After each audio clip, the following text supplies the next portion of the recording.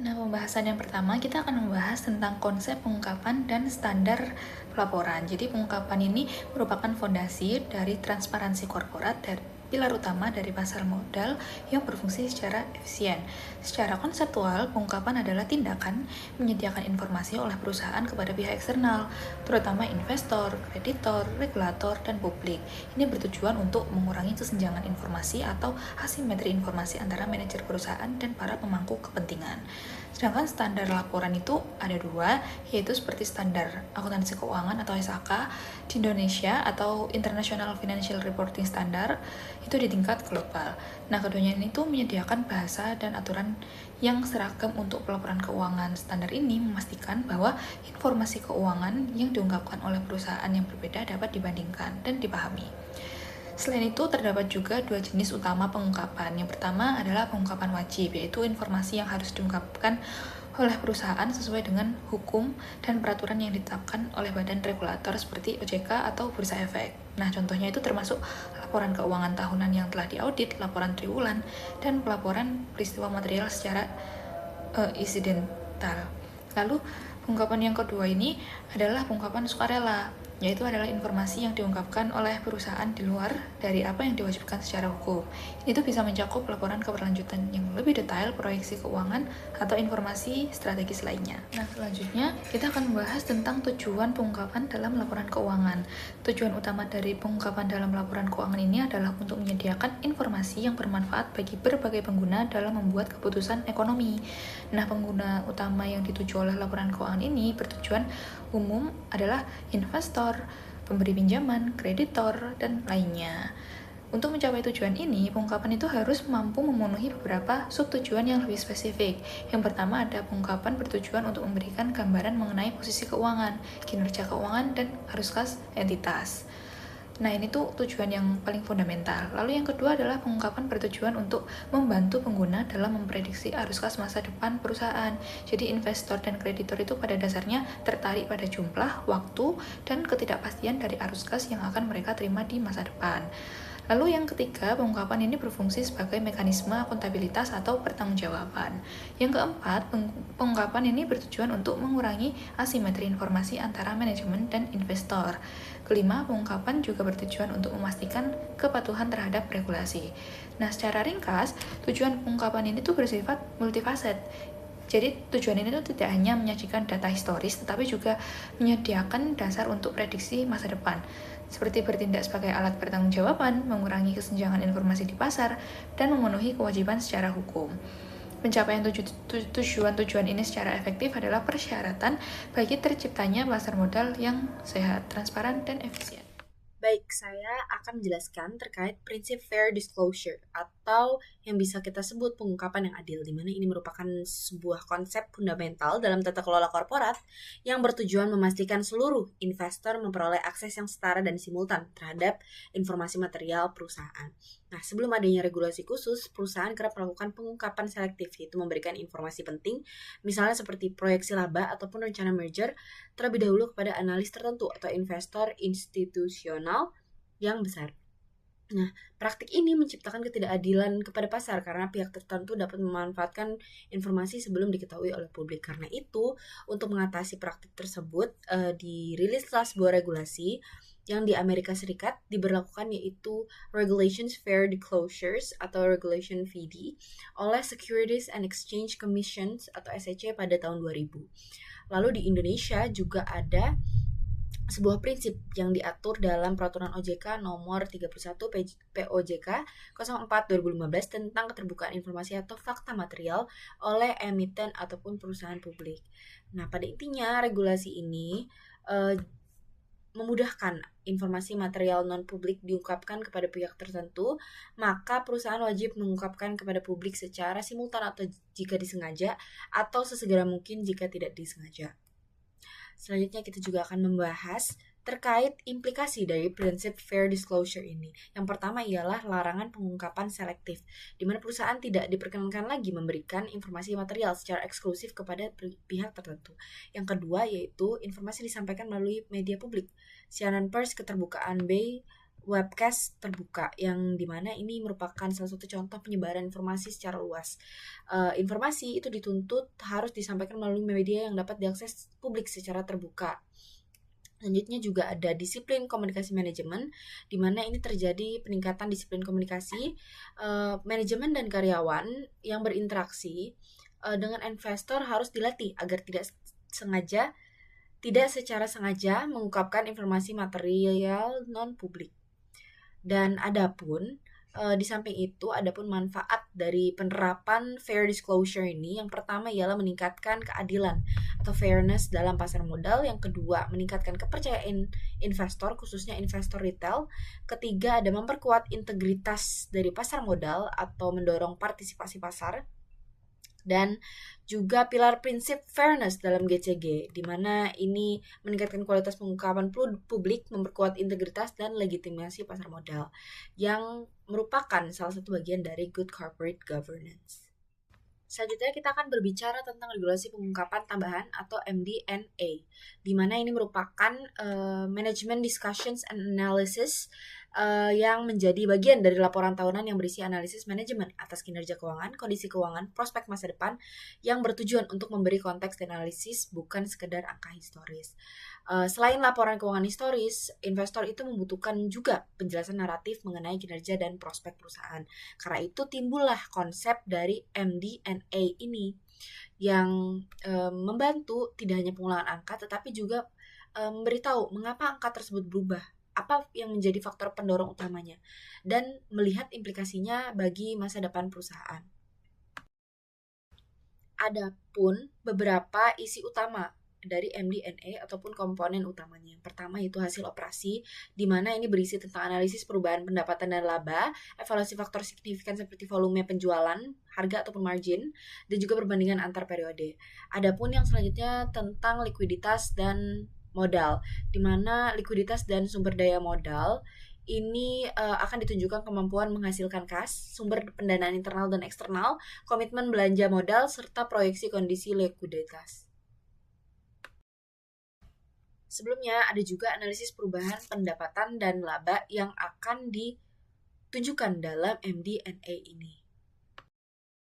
Selain itu, adapun tren, risiko, dan ketidakpastian, di mana tren diperkirakan dapat berdampak material, dan risiko operasional, ekonomi, atau industri itu bisa dibahas juga di dalam MD&A. Setelah itu adanya ketidakpastian yang memengaruhi masa depan dari perusahaan tersebut. Selanjutnya juga ada kebijakan akuntansi yang kritis, di mana kebijakan yang memerlukan estimasi dan pertimbangan secara kompleks, serta adanya area dengan tingkat subjektivitas tinggi, serta mengetahui dampaknya terhadap laporan keuangan. Adapun peran dalam tata kelola dan manajemen risiko, di mana adanya pengungkapan tambahan ini akan meningkatkan transparansi informasi non-keuangan, terkhususnya untuk pertimbangan-pertimbangan bagi investor yang ingin berinvestasi di perusahaan ini. Sehingga juga ada membantu investor memahami risiko dan juga prospek, yang pastinya adanya management discussion and analysis ini akan memberikan waktu lebih panjang dan informasi lebih banyak untuk suatu perusahaan dan investor memikirkan terkait risiko dan prospek dari kerjasama ataupun investasi mereka. Selain itu juga memperkuat akuntabilitas manajemen serta mendukung pengendalian internal melalui pengungkapan yang jelas, atau bisa kita sebut sekarang adalah transparansi yang sesuai dengan pilar utama dari GCG. Perkenalkan, nama saya Dela Safira dan NPM 303. Di sini saya akan menjelaskan tentang pelaksanaan transparansi dan saluran komunikasi. Nah, di sini tuh ada transparansi korporat, bukan sekedar kewajiban laporan rutin, melainkan budaya keterbukaan strategis yang diinisiasi oleh pemimpin puncak melalui komunikasi jujur mengenai keberhasilan maupun risiko, serta pemanfaatan berbagai saluran digital dan interaksi langsung secara adil demi membangun kepercayaan jangka panjang dengan seluruh pemangku kepentingan. Terus ada contoh kasusnya dalam menghadapi kegagalan uji klinis, perusahaan farmasi yang memilih transparansi radikal dengan segera merilis informasi jujur dan membuka dialog terbuka, mungkin menghadapi koreksi harga saham jangka pendek. namun secara strategis berhasil mengamankan aset reputasi dan kepercayaan investor yang jauh lebih bernilai untuk masa depan perusahaan. Nah, untuk selanjutnya, saya akan menjelaskan tentang transparansi dalam pengambilan keputusan strategis, yaitu transparansi strategis itu adalah tingkatan tertinggi tata kelola di mana perusahaan membangun kemitraan jangka panjang dengan investor melalui artikulasi visi yang jelas, keterbukaan proses alokasi modal, dan mengungkapkan peran dewan direksi tanpa harus membocorkan rahasia kompetitif yang sensitif. Terus artikulasi visi dan modal itu menjelaskan secara gamblang arah masa depan perusahaan dan kriteria logis di balik keputusan investasi atau pembagian dividen. Transparansi proses bukan rahasia, fokus pada pengungkapan bagaimana keputusan diambil tata kelola dewan, daripada membocorkan detail teknis yang sensitif secara kompetitif. Nah, terus ada loyalitas investor, yaitu membangun baris investor yang lebih stabil dan sportif terhadap fluktuasi jangka pendek karena mereka memahami logika penciptaan nilai jangka panjang perusahaan. Baik, yang selanjutnya saya akan menjelaskan mengenai saluran komunikasi dengan stakeholder atau RUPS. Jadi RUPS ini atau Rapat Umum Pemegang Saham ini adalah forum tertinggi dalam perusahaan. Nah, disinilah para pemegang saham itu menggunakan haknya untuk mengambil sebuah keputusan penting dan juga meminta pertanggungjawaban dari direksi dan juga dewan komisaris. Nah, fungsi utama dari RUPS ini ada dua. Yang pertama itu sebagai tempat pengambilan keputusan penting, misalnya itu seperti menyetujui laporan tahunan, menentukan pembagian laba atau dividen, mengangkat dan juga memberhentikan direksi dan komisaris, serta menunjuk audit eksternal. Nah, yang kedua itu sebagai forum transparansi dan akuntabilitas, yang dimana manajemen itu menyampaikan kinerja perusahaannya secara langsung kepada pemegang sahamnya. Namun, dari komunikasi perusahaan ini itu tidak hanya melalui RUPS saja. Perusahaan juga menggunakan laporan tahunan dan juga laporan keberlanjutannya atau ESG. Nah, konferensi pers atau webcast laporan keuangan, website perusahaan khususnya bagian kehubungan investor, serta komunikasi langsung dengan investor institusional. Jadi RUPS ini itu adalah saluran utama, tetapi bukan satu-satunya cara perusahaan untuk menjaga komunikasi dengan stakeholdernya. Oke, baik, yang selanjutnya yaitu peran teknologi dalam peningkatan transparansi perusahaan. Nah, yang pertama itu demokratisasi akses informasi. Nah, jadi ini tuh dengan adanya ini tuh internet dan juga website perusahaan itu, laporan keuangannya itu bisa diakses dengan cepat oleh siapa saja. Bahkan RUPS sekarang itu juga bisa ditonton secara online sehingga lebih terbuka.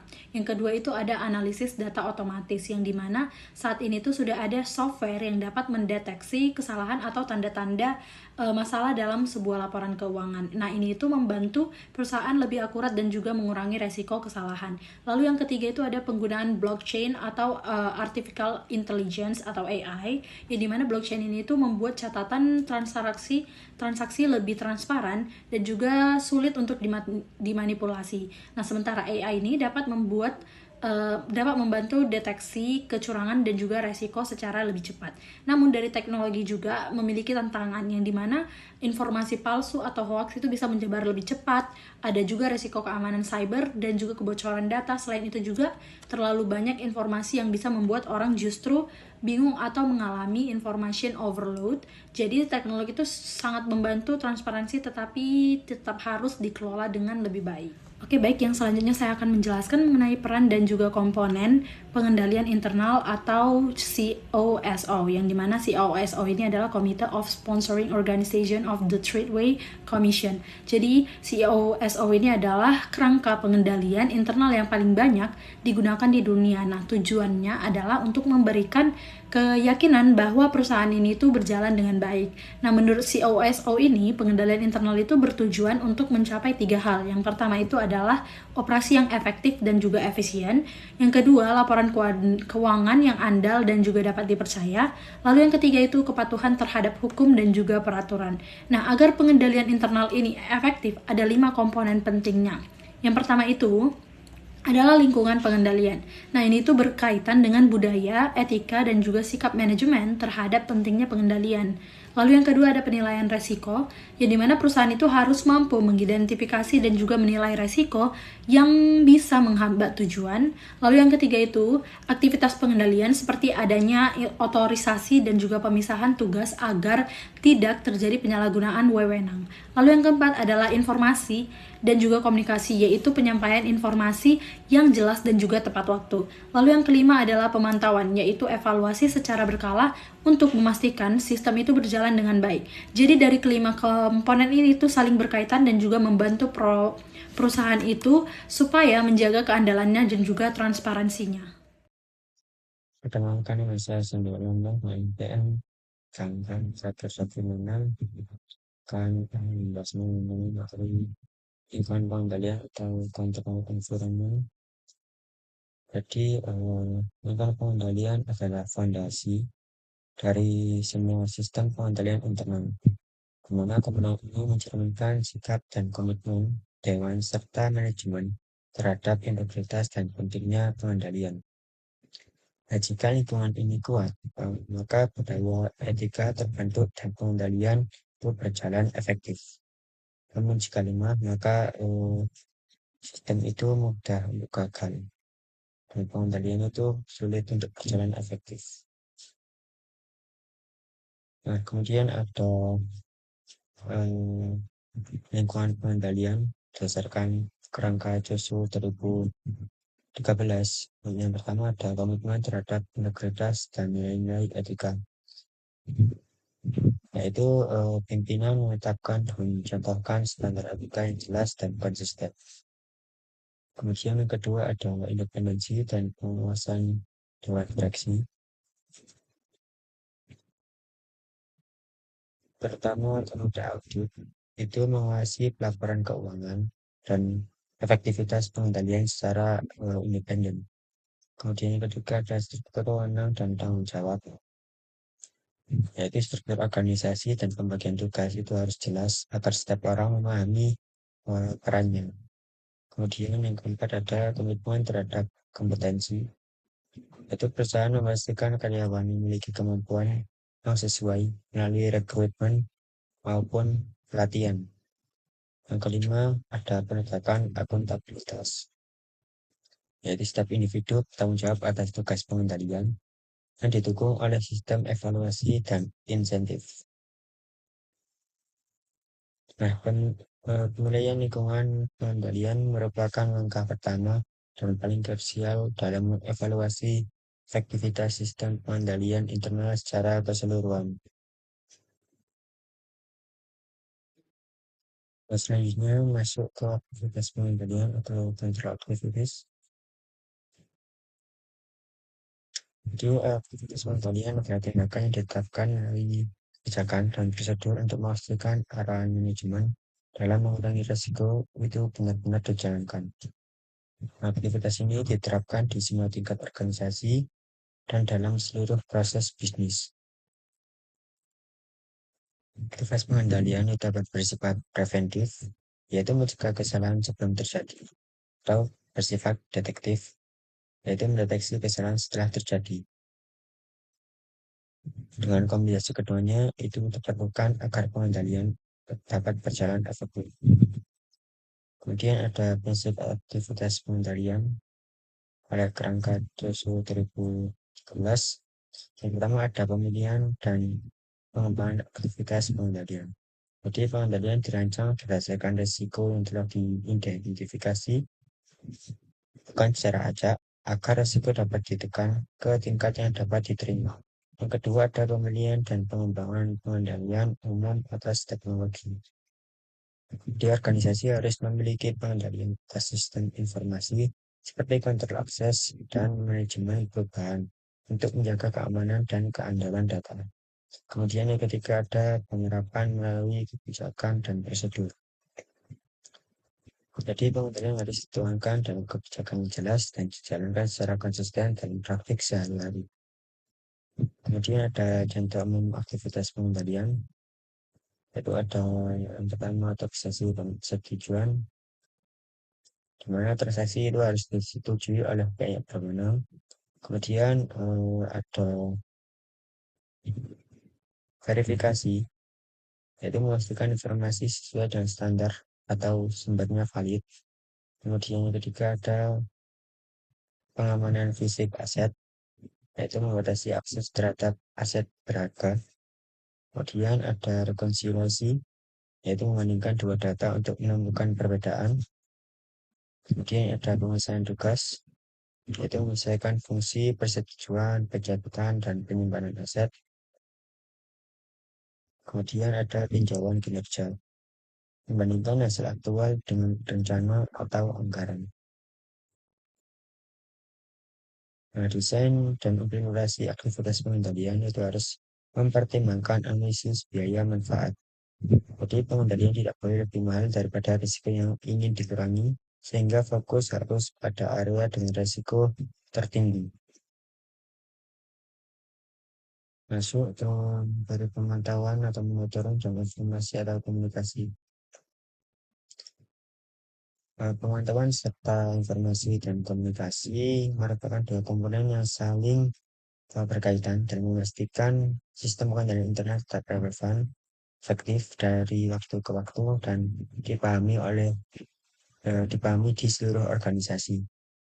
Nah, sistem pengendalian internal bersifat dinamis sehingga harus menyesuaikan dengan perubahan, risiko, dan lingkungan bisnis. Kemudian masuk ke materi pemantauan atau monitoring dalam proses evaluasi yang dilakukan untuk memastikan bahwa kelima komponen pengendalian internal ada dan berfungsi secara efektif. Pengendalian yang efektif pada suatu waktu itu dapat menjadi tidak efektif. Karena itu dibutuhkan evaluasi secara berkelanjutan. Kemudian ada jenis kegiatan pemantauan yang pertama ada pemantauan berkelanjutan yang dilakukan secara terus-menerus dan terintegrasi dalam kegiatan operasional sehari-hari. Contohnya itu kayak rekonsiliasi rutin, peninjauan laporan kinerja oleh manajer, dan pengawasan otomatis oleh sistem teknologi informasi. Yang kedua ada evaluasi terpisah yang dilakukan secara periodik dengan ruang lingkup dan frekuensi yang disesuaikan dengan tingkat risiko serta efektivitas pemantauan berkelanjutan. Contohnya itu audit internal atau peninjauan khusus oleh manajemen. Lanjut ke materi informasi dan komunikasi. Jadi komponen ini menekankan pentingnya informasi yang relevan dan berkualitas, serta bagaimana informasi tersebut mengalir di seluruh organisasi untuk mendukung efektivitas pengendalian internal. Kemudian ada informasi, yaitu organisasi harus memperoleh, menghasilkan, dan menggunakan informasi yang relevan dan andal untuk mendukung berjalannya seluruh komponen pengendalian internal. Informasi dibutuhkan di semua tingkatan, mulai dari data operasional hingga laporan strategis bagi manajemen dan dewan agar keputusan dapat diambil secara tepat. Kemudian ada komunikasi internal, yaitu informasi mengenai tujuan dan tanggung jawab pengendalian internal harus dikomunikasikan secara jelas di dalam organisasi. Setiap karyawan itu perlu memahami perannya dan sistem pengendalian serta keterkaitannya dengan fungsi lain. Saluran komunikasi atas seperti mekanisme pelaporan pelanggaran juga penting agar masalah dapat disampaikan tanpa rasa takut. Kemudian ada komunikasi eksternal. Organisasi juga harus menyampaikan informasi kepada pihak eksternal mengenai hal-hal yang mempengaruhi pengendalian internal, yang mencakup komunikasi yang transparan dengan investor, regulator, dan auditor eksternal, termasuk pengungkapan kelemahan material yang ditemukan.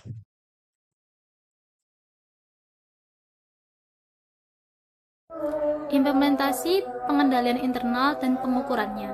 Jadi, implementasi pengendalian internal yang efektif memerlukan komitmen kuat dari manajemen puncak dan dewan direksi, kemudian struktur organisasi yang jelas, sumber daya manusia yang kompeten, dan evaluasi serta pengukuran berkala. Nah, setelah sistem tersebut ditetapkan, efektivitasnya itu harus diukur secara keberlanjutan.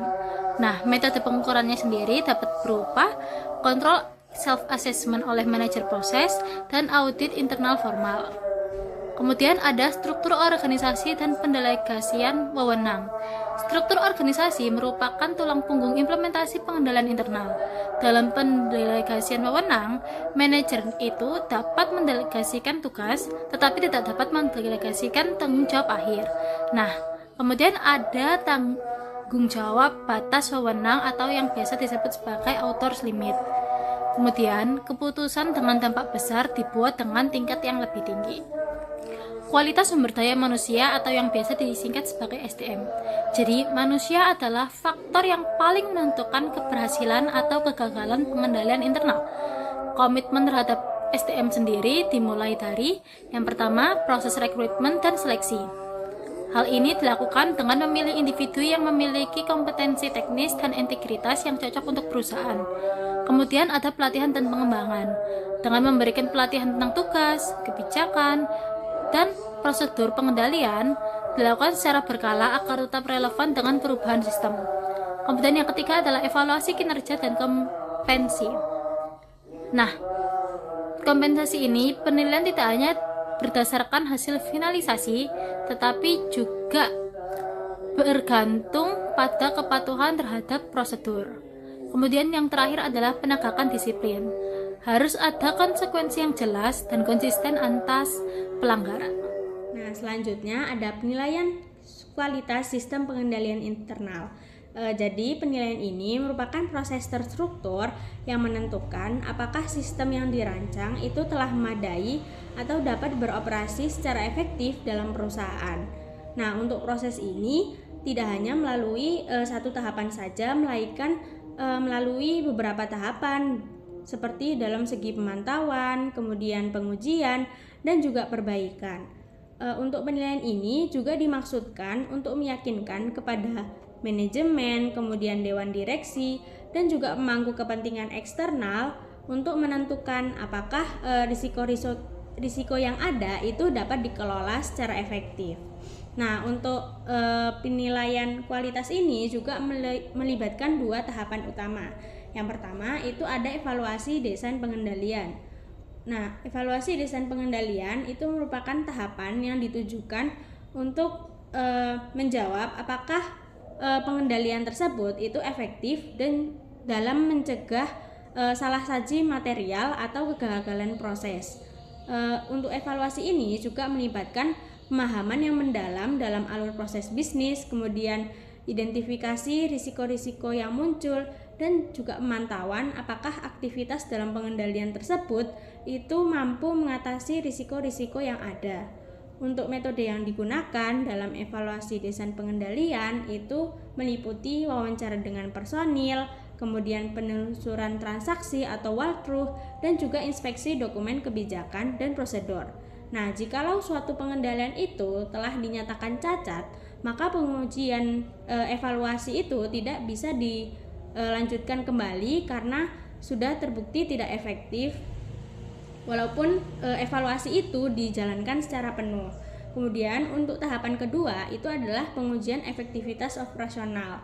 Jadi setelah desain pengendalian itu sudah dianggap memadai, maka tahapan selanjutnya itu untuk menguji apakah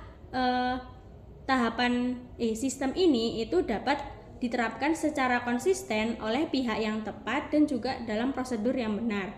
Untuk metode pengujiannya itu meliputi observasi secara langsung terhadap pelaksanaan sistem pengendalian. Kemudian yang kedua ada inspeksi sampel dokumen untuk mencari bukti pelaksanaan pengendalian dan juga pelaksanaan ulang atau re-performance dalam prosedur pengendalian oleh penilaian. Untuk pihak-pihak yang melakukan penilaian itu juga bisa bermacam-macam. Seperti halnya ada manajemen lini, itu yang bertanggung jawab dalam melakukan pemantauan yang merupakan bagian dari keseharian mereka juga. Kemudian ada auditor internal. Jadi auditor internal yang secara independen dan juga objektif itu melakukan audit berbasis risiko untuk menilai kualitas pengendalian internal dan juga memberikan rekomendasi perbaikan. Kemudian pihak yang terakhir yang melakukan penilaian itu ada auditor eksternal, tetapi fokus mereka itu lebih terbatas hanya pada pengendalian internal atas pelaporan keuangan. Nah, dengan adanya sistem penilaian, kemudian pelaporan dan juga perbaikan ini yang akan menjaga agar sistem pengendalian internal itu dapat relevan dengan risiko-risiko yang ada dan juga efektif untuk mengatasi risiko-risiko yang muncul. Nah, selanjutnya ada hubungan antara GCG, transparansi, dan juga pengendalian internal. Tata kelola korporat atau GCG, kemudian transparansi, dan juga pengendalian internal itu bukanlah konsep-konsep yang berdiri sendiri, melainkan ketiganya ini saling terintegrasi dan juga saling memperkuat dalam sebuah sistem yang bertujuan untuk memastikan perusahaan itu bertanggung jawab secara etis dan juga efisien. Untuk hubungan antara ketiganya ini dapat divisualisasikan sebagai piramida dengan di puncaknya itu ada GCG atau nomor 1 itu ada GCG yang dimanifestasikan sebagai dewan direksi dan juga komite-komitenya. Nah, dewan direksi ini menetapkan arah strategis, kemudian mendefinisikan selera risiko dan juga menciptakan tone at the top yang mengutamakan pentingnya integritas dan juga akuntabilitas. Kemudian di tingkat kedua atau tingkat menengah itu ada transparansi. Jadi transparansi ini merupakan hasil yang terlihat dari GCG dan juga pengendalian internal yang dijalankan dengan baik. Nah, ketika sebuah perusahaan itu mengungkapkan informasi keuangannya secara akurat dan juga tepat waktu, hal itu dapat berfungsi sebagai indikator bahwa struktur GCG dan juga pengendalian internal itu berjalan dengan efektif dan juga baik.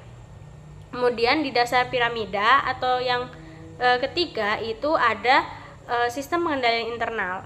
Jadi pengendalian internal sendiri merupakan mekanisme operasional sehari-hari yang memastikan bahwa strategi yang diterapkan GCG itu diterapkan dengan cara yang terkendali dan juga informasi yang dilaporkan itu merupakan informasi yang dapat diandalkan.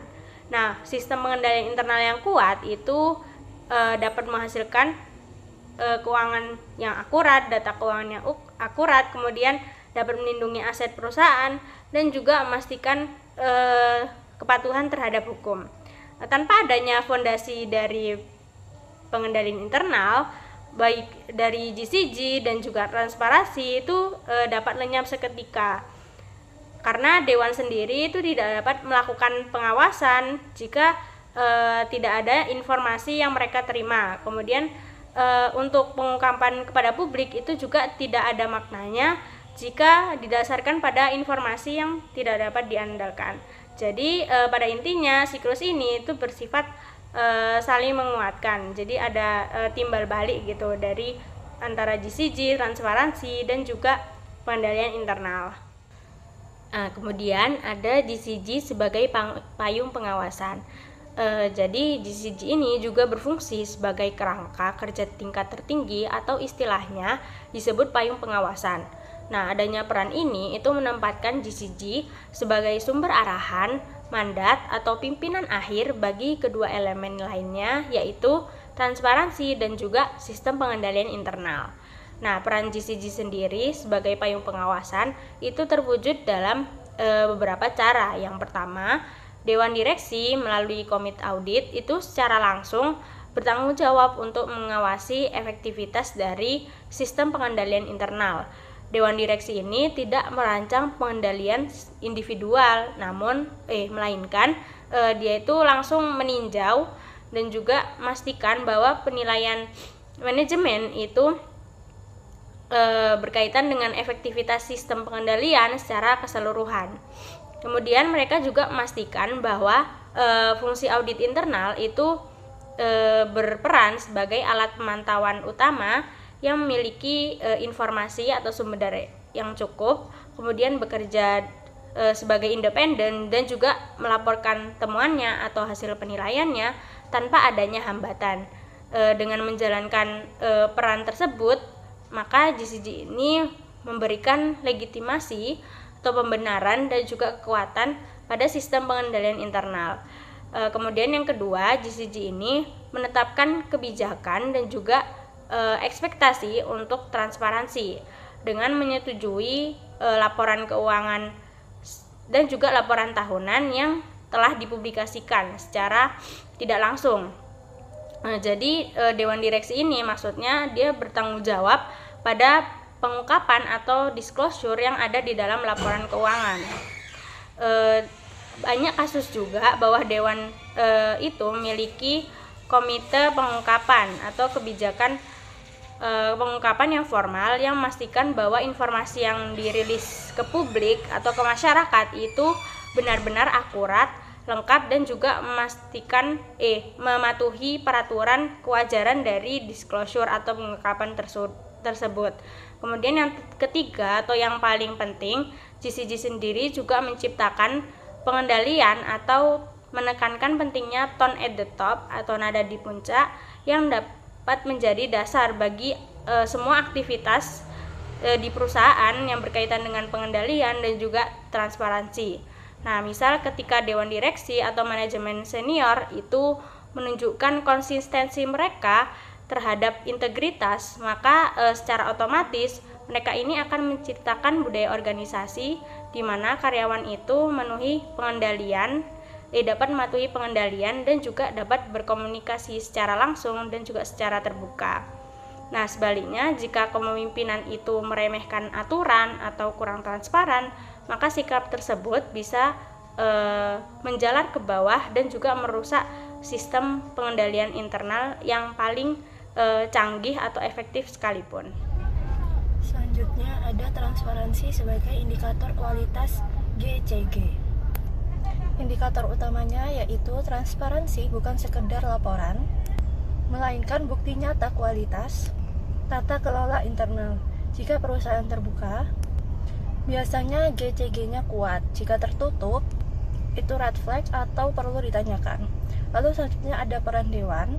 GCG yang sehat, yaitu dewan yang independen dan kompeten, akan mendorong manajemen untuk jujur dan mengurangi manipulasi informasi demi kepentingan pribadi.